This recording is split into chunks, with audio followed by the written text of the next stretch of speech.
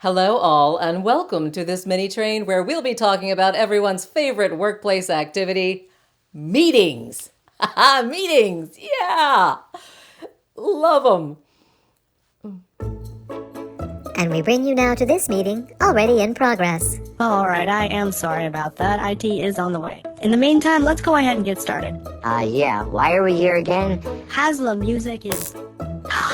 Darn it. I got it. Do you just have that with you? Never leave the truck without one. Anyway, Haslam Music needs us to... Hi, most of the pots burst over at Ferris and some of the faculty can't swim. Oops, that's me. Where'd the tool chest come from? Brought it with me just in case. Why would you do that? Well, he brought his heavy equipment. I did. Well, why are we here again? Haven't we all been in one just like that? Actually, though, meetings are a critical component of keeping a team or project running well. A meeting is the place where a team can update, modify, or add to what it knows as a group, the collective knowledge. It helps the individuals understand both what the entire group is trying to accomplish and what that individual person can contribute to help the group succeed. Effective meetings generate useful results, but and I'm sure this will come as no surprise to you. Research shows that only 50% of the time spent in meetings is effective and engaging. For any meeting, the first question has to be, well, is this meeting really necessary? If it's just going to be a single person downloading information to everyone else, well, that's likely essential communication, information that everybody needs. But unless attendees need time for questions and feedback, It could have been an email. so if we're planning a meeting, where do we start? Well, first you have to figure out what it is you're intending to achieve. The goal here is to make sure everyone leaves the meeting knowing what they need to do, how they need to do it, and when it needs to be done. And that starts with having a really clear objective. Is the group here for problem solving, or do you need to make a decision? Are you trying to brainstorm some new ideas, or is it a simple status update to get everyone on the same page? Once you've figured out your objective, it's a good thing to put on your agenda. The agenda is the most important piece of paper in your meeting. Every good meeting has a good agenda. The agenda focuses the attention of the meeting and helps attendees stay or, sometimes get back on track.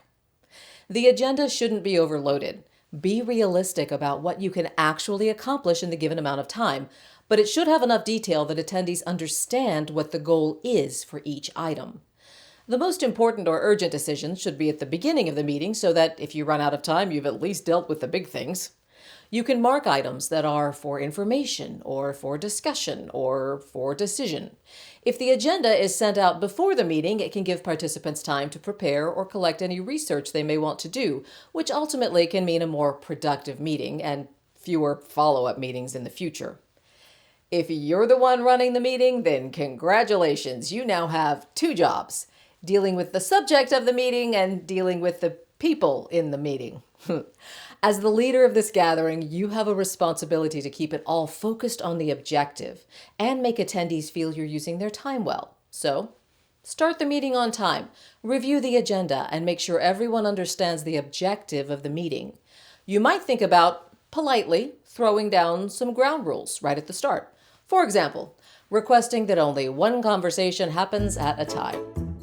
And I said, are you Will sure you that be wasn't- able to get the estimate to him by end of Trying day? to take care of stuff like that. But I think I Doing my best. He's lying. He's never ridden a giraffe before. Or to silence phones and radios to prevent distractions. Hey, all the doors fell off Jar 2 and the animals are getting loose. Or a request that those offering thoughts or feedback be as succinct as possible. Just give us the bottom line. I was working on the options for improving service, but I thought first we could... So all that to say, I should have it tomorrow. Facilitating a meeting can feel a little like walking a tightrope. You want to keep the meeting short and to the point, but you also want to encourage participation, and sometimes, that feels like pulling teeth. There was a study by the Harvard Business Review that found the most successful meetings happen in teams that have trust, confidence, and curiosity. So maybe those are the things to encourage in your team. Focus on achievements rather than highlighting shortcomings. Avoid publicly reprimanding anyone else in front of the team and try not to play the blame game when something goes wrong. Always finding blame is one of the fastest ways to destroy others' trust and confidence in you.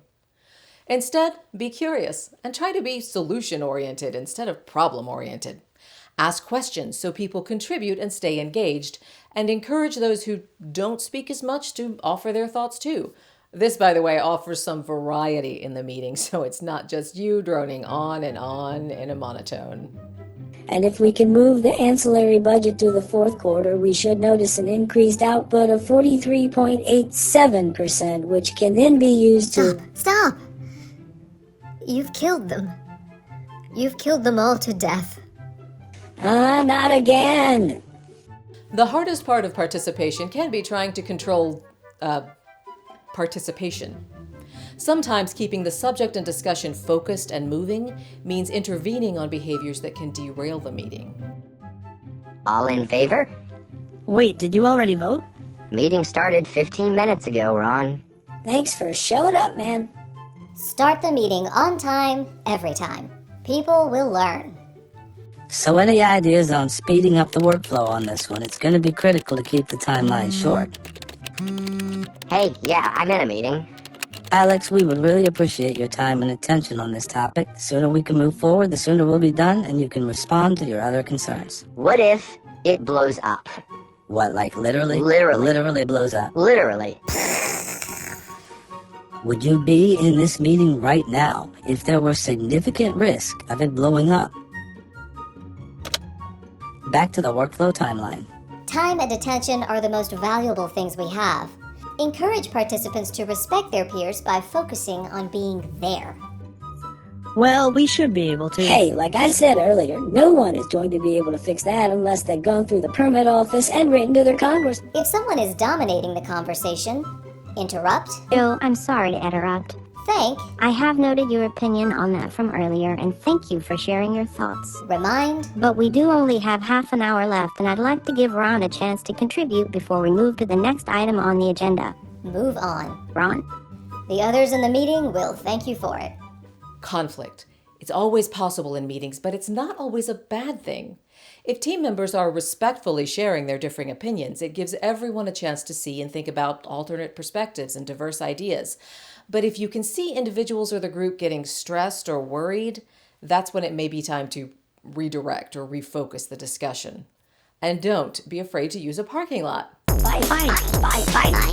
No, not for that. I mean an idea parking lot. If ideas or issues are coming up that aren't related to the topic of the agenda, but they're taking a lot of time to deal with, write them down on a whiteboard or notepad, the designated parking lot, to be considered later or at a different meeting. If your meeting has been successful, you'll be able to end with an action plan. This is what we're going to do next. Take a minute or two to quickly recap everything that's been discussed, the agenda items and the decisions, so that everyone is leaving with the same information. Every action item needs an owner for the item, a clear deliverable, and a due date. Make sure you mention who is doing what by when so that no one, like someone who might not have been paying attention, is taken by surprise. This same set of information should go out in the meeting notes, emailed out to all attendees, and as a record of events for those who couldn't attend or, were pulled away by emergencies. So, like with any good meeting, I will close this MiniTrain with thanks to you, my attendee. Time is a valuable resource, and I appreciate that you've given me some of yours. I'll see you next time.